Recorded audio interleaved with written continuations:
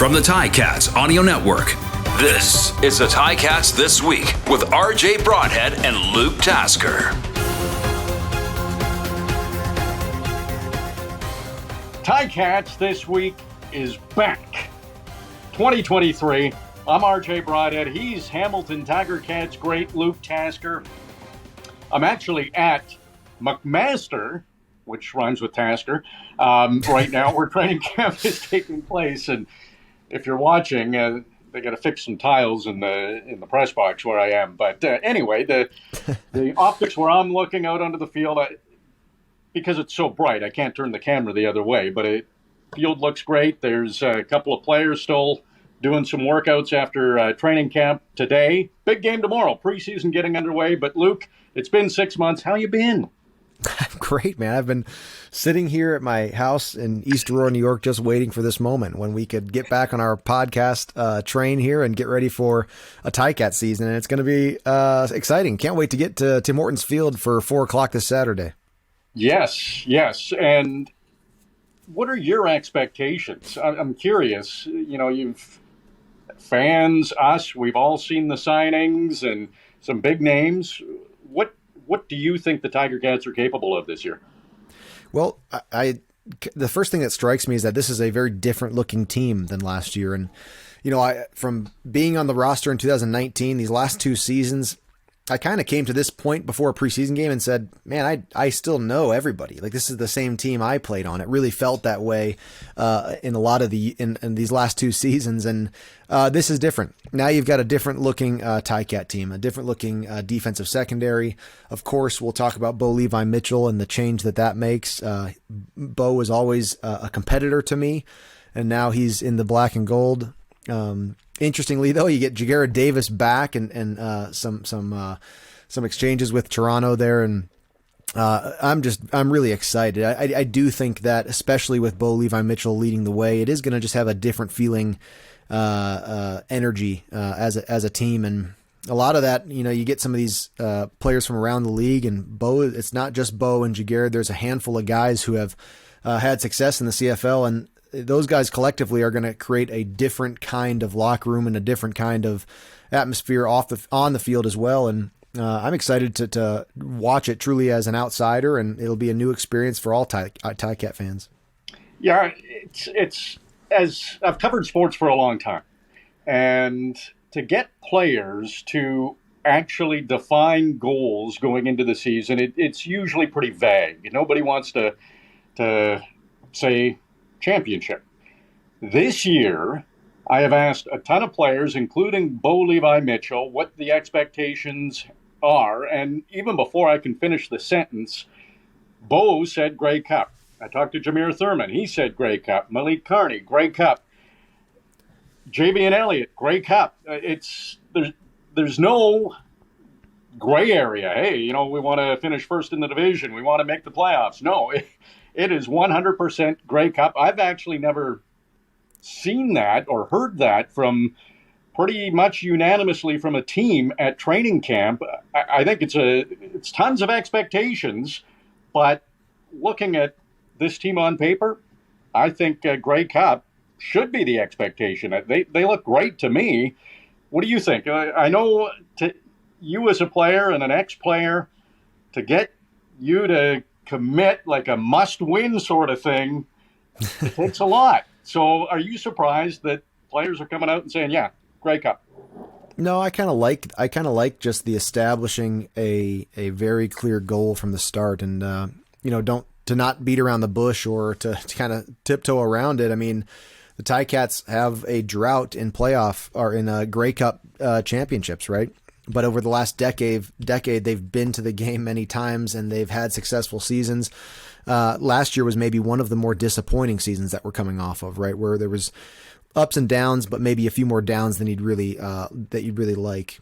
So to establish that right off the bat, to have a guy like Bo Levi Mitchell, who's won Grey Cups, the name we've already mentioned, but you have a Ticat coming back onto the Ticat roster, Jagarad Davis, who has won a Grey Cup. You know, to have guys who really have been there and done it, and that it's not necessarily a distant dream to those guys, and to say it right out front. I mean, the nice thing or the interesting thing about the CFL is that even with a rocky start, and Toronto last year is a great testament to this, even with a rocky start, it's still possible. And so, even this early in the season, even when things aren't figured out and when you haven't even been tested, you might as well make the goal very, very clear and make it obvious what you're going to do. I've actually always noticed different players will say it different ways in the beginning of the season. A lot of guys, if you listen, they'll reference making it to the Grey Cup. Let's get to the Grey Cup, make it to the Grey Cup.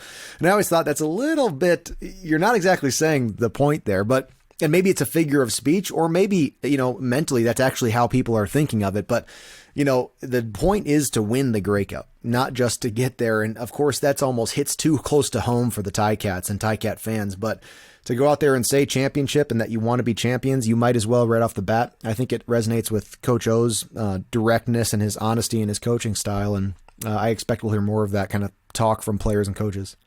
Yeah, it's been refreshing, the honesty. I like it personally. And you talked about the champions that were brought in. Of course, Bo Levi Mitchell, Jameer Thurman's won a Grey Cup, Chris Edwards, Jagarrett Davis last year, Casey Sales. There's a real theme there on some players who were brought in for the Tiger Cats. Does it make a difference to have those guys that have won championships in the locker room?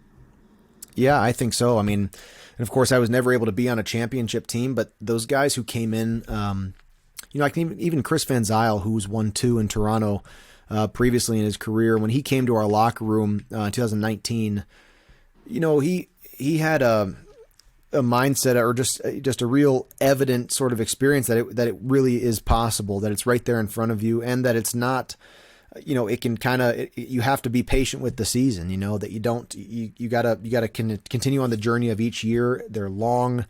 We're so far away from a Grey Cup right now. And I'm not looking at a calendar, but I'm pretty sure we're closer to last Grey Cup than we are to this coming Grey Cup still in a calendar year. And so it just is a long ways off, and you've got to continue to do the right things every day. And those guys who have a ring, it's I want to say it's almost easier for those guys to know what it takes and to get back there again after having done it. It is almost exactly 6 months, a little under 6 months to Grey Cup, which will be in Hamilton. Bo Levi Mitchell, we've talked about him. He's a big story. He is listed as the starting quarterback. The game at 4 o'clock, the preseason game, Saturday, 4 o'clock against the Argos, Tim Hortons Field. We will see Bo Levi Mitchell. Probably not a lot, but we will see him. So he'll be on the field, number 19. It'll be terrific to see Bo orchestrate, at least a drive, maybe a couple of drives.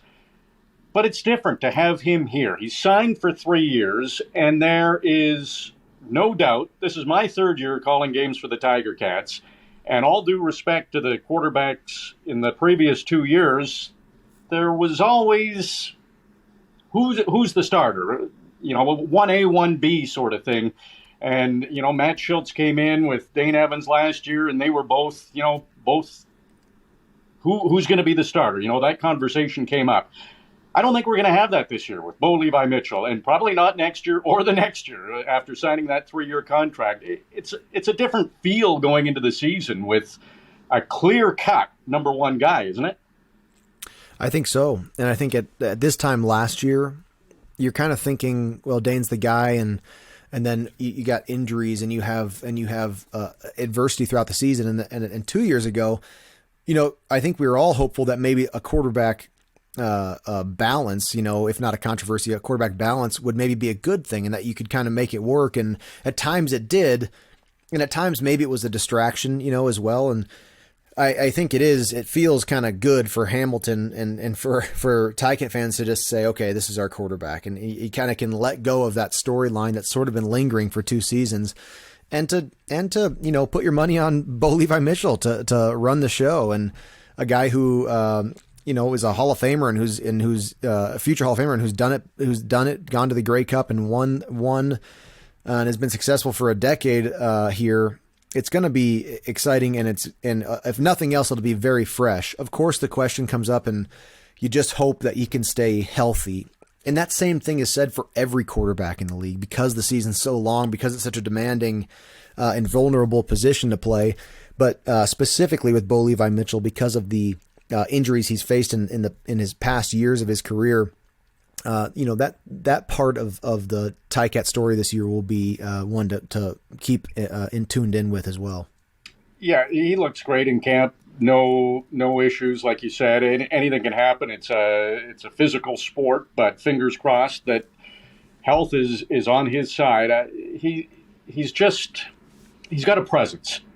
That presence out there at training camp. His voice, you can hear him up in the stands, clear, and he just that confidence. It's not that other quarterbacks don't have it, but he's come in. It's a clear goal of taking this team to a championship, and we will get to see him on Saturday, first preseason game, first time Bo Levi Mitchell wearing number 19, and we'll have the game for you on the Ticats Audio Network. I'll have the call, Luke will have the color commentary, and you can also watch on CFL Preseason Live. So you just log on to cfl.ca on your desktop or mobile device and sign up with your email, first and last name, and should be good to go. Be able to watch it and listen. I believe it'll be our feed, so it'll be you and I on that cfl.ca feed. I believe they take the home team feed, but if you're traveling around, you enjoy listening to Ticats Audio Network, which we hope you do, log on to ticats.ca and you can listen there. So we'll have all the action for you. Going into that game, it is early. Very first preseason game, long road ahead. What are you looking forward to seeing in tomorrow's game? Well, I'm like all the fans too. I'd kind of like to see some of these new and big names and get to watch these guys in a Ticat uniform for the first time. I don't know how much we'll be able to do that, honestly. So, you hope for just some offensive production too. In my experience, you're going to have a somewhat simplified game plan. That's to let the physical come out, right? That's to let the players play and not have the momentum of the game bogged down by sort of what can be still a new and fresh offense. The flip side of that, though, is that the coaches also want to experiment. They can want to push the envelope a little bit, play calling, and so there's a balance. I find that in this first preseason game, generally speaking, you're going to be dealing with a third of the plays that you might go into a regular season game prepared for, and so it's going to be the former of what I just mentioned, that they're going to let players play and try to simplify and let it be fast. Training camp these days, you're not, it's still physical. It's demanding on your body, and for sure, soft tissue injuries related to running, that's what you're kind of always battling. But, it's not as physical as training camp once was. So these preseason games, I always said you got to almost remind yourself and relearn how to get tackled, because it's almost part of athleticism and part of football is that protecting yourself from injuries. Even when you're not the tackler, when you're getting tackled, there's a better and smarter way to do that. And so, it's even for vets, it's good to go and bang around a little bit on the field. And that's part of this first game. I'm certainly excited to watch if we can see Duke Williams get out there, a new addition to the Ticat wide receiver core, and a guy who, his seasons in Edmonton before going to the Buffalo Bills for a pair of years, but he was catching a 70-yard pass for a touchdown every single weekend. It was really impressive, and would love to see him and Bo Levi Mitchell get some time together, though again, to be determined. And we'll see, the new defensive secondary that's very new and very young or inexperienced as a group together. We'll see how they can mesh in this first game as well. Yeah, those are really two of the spots. And the Tiger Cats, led by Orlando Steinauer, but with Ed Hervey, Spencer Zimmerman, Drew Alamain, they've done a great job at bringing in some options. The receivers have really stood out.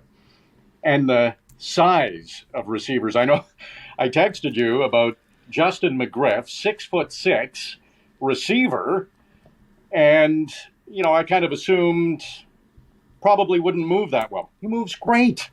He's fast, and he can catch, and he's 6'6", and he's on the depth chart starting at wide receiver. So I can't wait to see this guy. Omar Bayless, another receiver, he'll wear number 80. By the way, McGriff is wearing number 83. You'll spot him. He's 6'6" and a receiver. Right. But just that height, it's an intangible that you can't teach. It's just genetics. And he's looked amazing. Bayless has looked great. Terry Godwin looks good again. Of course, Tim White is back as the most outstanding player of the Tiger Cats. So this receiving core, it seems like there was a focus in bringing in some taller receivers, something the Tiger Cats haven't had a lot of over the past couple of seasons. Yeah, agreed. And Duke Williams is 6'3" and playing the opposite slot there. And I don't know, there was a couple seasons when I was playing where nobody broke 6 foot across the receiving core for the whole game. 5'10" and a half, actually. I'm shrinking somehow, but you gotta wear the cowboy boots. Me and Speedy B in the slot together. Sometimes you maybe you couldn't see us. That was one of our advantages. But the Ticats have some size that you're right. It's kind of certainly we've had some height come and go, and but it looks different now as a group on whole. And with a very different looking quarterback as well, and in their end running back. I mean, we've got a really fresh face to the Ticat offense, and it's going to be exciting to watch it develop. Well, I'm really looking forward to seeing the running game. I did an interview earlier today, and I was asked, what are you most excited about? And that's it, James Butler. 1,000-yard rusher. He can catch the ball into the backfield and be very effective. The offensive line is revamped. All due respect to the running backs last season, the running game wasn't a huge factor for the Tiger Cats last season. I feel like it will be this season. And talking to players on offense, the word options, we have options.